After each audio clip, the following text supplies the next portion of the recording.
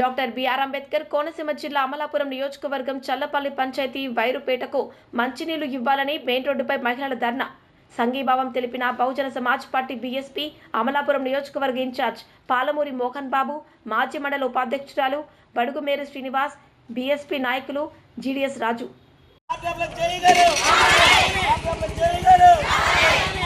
జై